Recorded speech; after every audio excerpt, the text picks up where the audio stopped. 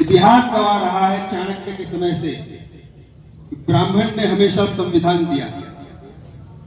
ब्राह्मण ने जो संविधान रचा है वो देश के हित में रहा है और ये चाणक्य से लेकर के आज तक का ये सिद्ध इतिहास है। राजनीति में, हिंदुस्तान की राजनीति में आप सब जानते हैं ब्राह्मण जिस ओर करवट लेता है सरकार उसी पार्टी की होती है। बहुत साल तक किसी पार्टी की तरफ ब्राह्मणों का रुझान रहा है, पर आज वस्तुस्थिति ये है कि आप सब जो भारतीय जनता पार्टी की ओर आए तो आज भारतीय जनता पार्टी सत्ता में है और पूरी ताकत के साथ सत्ता में है, तो ये आप जैसे प्रबुद्ध ब्राह्मण गणों का ही योगदान है। पर इसे आपको समझना, ब्राह्मण मतलब हनुमान जी की तरह, उनकी शक्ति का उनको खुद को एहसास नहीं। अभी किसी एक वक्ता ने कहा कि ब्राह्मण एक नहीं हो सकता, प्रयास भी मत करना।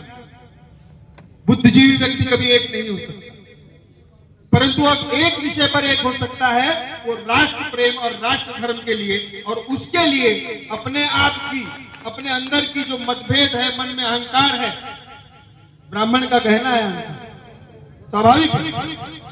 जो ज्ञानी है वो अहंकारी भी होगा, पर अहंकार से देश का नाश नहीं होगा। आपका मेरा अहंकार ये राष्ट्र के पतन का कारण कभी हो नहीं सकता, और ब्राह्मण का अहंकार कभी इतना बड़ा नहीं होता कि वो देश के पतन का कारण है। आज हम लोग महाराष्ट्र से यहां पर आए हैं, मैं जानता हूं कि मेरा कोई वोट नहीं है यहां पर, मिश्रा जी की बात से मुझे कोई अफसोस नहीं हुआ, पर जिस वक्त महाराष्ट्र भारतीय जनता पार्टी ने हमें कहा कि आप सभी को उत्तर प्रदेश जाना है, मैं तो बचपन से कार सेवक रहा हूं। भारतीय जनता पार्टी में जब मैं जुड़ा तब मैं 18 से 19 साल की मेरी आयु थी, और उस समय राम जन्मभूमि का आंदोलन अपने चरम सीमा पर, और ऐसे कार सेवा के समय पर हमने सहयोग किया। और मुझे वो दिन याद है, कोई व्यक्ति ऐसा हो नहीं सकता, ऐसा नेता इस दुनिया में हो नहीं सकता, माननीय कल्याण सिंह जी, जिन्होंने राम के लिए, राम मंदिर के लिए मुख्यमंत्री पद को त्याग दिया, सत्ता को लात मारी कि पहले मेरे राम बाद में सत्ता। और जब हमने महाराष्ट्र में बैठक ली, अपने कार्यकर्ताओं को सबको इकट्ठा किया, मैंने वहां भी एक बात कही जो आज आपके सामने कह रहा हूं। मैं इसीलिए यहां पर हूं कि वो एक काल था जब राम मंदिर बनने के लिए कल्याण सिंह ने सत्ता छोड़ दी, और आज योगी आदित्यनाथ और मोदी जी के नेतृत्व में राम मंदिर जब उत्तर प्रदेश में बन रहा है, तब भारतीय जनता पार्टी की सरकार यहां बनना कितना महत्वपूर्ण है। जिन्होंने कार्य सेवा में अपना योगदान दिया वो इस बात को समझ सकते हैं। आप मुझे बताइए, क्या ये राम मंदिर संभव था? आज हम यहां पर आए, हम इस महापर्व का साक्ष्य देखना चाहते हैं, हम हमारा योगदान देना चाहते हैं।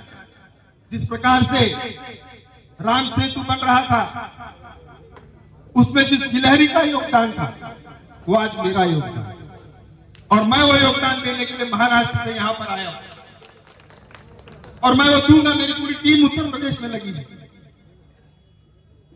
कि हमें वो दिन भी याद आता है कि एक विशेष पार्टी के नेताओं ने कार्यसेवकों के ऊपर जिस प्रकार से गोलियां चलवाई। हम तो टीवी में देख रहे थे उस समय, अयोध्या के नालों में खून बह रहा है। कौन से मुंह से ऐसे लोग हिंदुओं से वोट मांगने आ रहे हैं?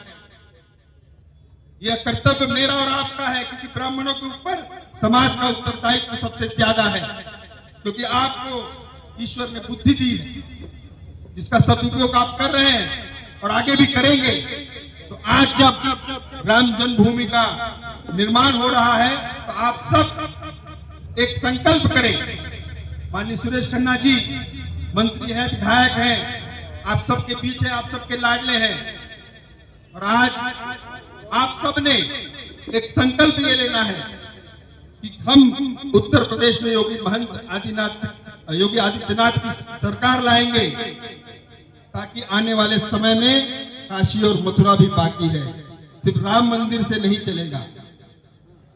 और कहीं आपने गलती से किसी दूसरे को समर्थन दे दिया तो आने वाले समय में हिंदुओं का क्या हाल होने वाला है आप सब सोच सकते हैं। मुझे आपको ये सब बताने की जरूरत नहीं।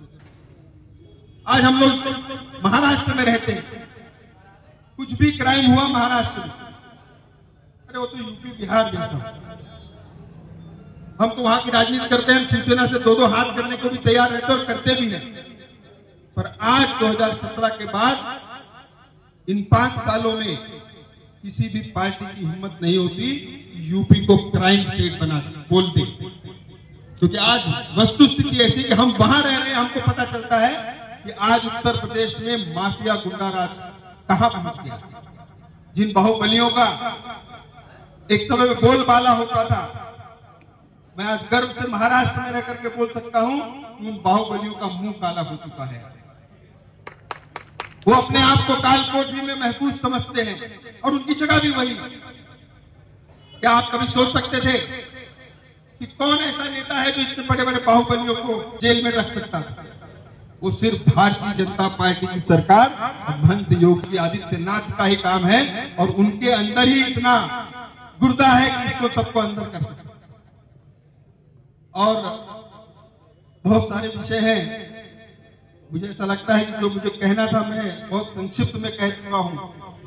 और मैं आप लोगों से पुनः एक बार अनुरोध करूंगा कि राष्ट्र हित के नाम, राम के नाम ब्राह्मण समाज सुरेश खन्ना जी के साथ खड़ा रहे और योगी आदित्यनाथ जी के साथ खड़ा रहे, क्योंकि 2022 का चुनाव ये 2024 को देख रहा है। और 2024 में अगर माननीय प्रधानमंत्री नरेंद्र मोदी को फिर से हमें प्रधानमंत्री के तौर पे देखना है तो योगी आदित्यनाथ को मुख्यमंत्री बनाना अत्यंत आवश्यक है। और ये बात अटल सत्य है। और मैं आप सबसे ये अपील करने आया हूं कि आप सब अपने अहंकार को अपने पास रखिए, क्योंकि ब्राह्मण और अहंकार अलग हो नहीं सकता। पर राष्ट्र के हित में, प्रभु रामचंद्र जी के मंदिर के लिए आप सब उस डिफरेंसेस को भुलाएं और फिर से एक होकर के भारतीय जनता पार्टी के प्रत्याशी श्री खन्ना जी को विजयी बनाएं, ताकि फिर से भारतीय जनता पार्टी की सरकार यूपी में आए और यूपी जो आज पूरे देश में दूसरे नंबर पे है वो अगले 5 सालों में नंबर 1 का स्टेट बन सके। इस सब का संकल्प आप सबको लेना है। और कहने को तो अभी बहुत कुछ है, लाभार्थियों के बारे में मैं ज्यादा बोलना नहीं चाहता, अन्यथा बहुत देर हो जाएगी और शायद मैं मेरी वाणी पे इतना सरस्वती नहीं है कि आप लोग मुझे इतनी देर तक सुन भी पाओ। तो इसीलिए अपने आप सभी से पुनः एक बार अनुरोध करता हूं कि राष्ट्र के हित के लिए भारतीय जनता पार्टी के प्रत्याशी श्री खन्ना जी को जिताएं, महंत योगी आदित्यनाथ को पुनः मुख्यमंत्री बनाएं। और आखिरी में पंडित अटल बिहारी वाजपेयी जी के कविताओं से अपने वाणी को विराम देता हूं।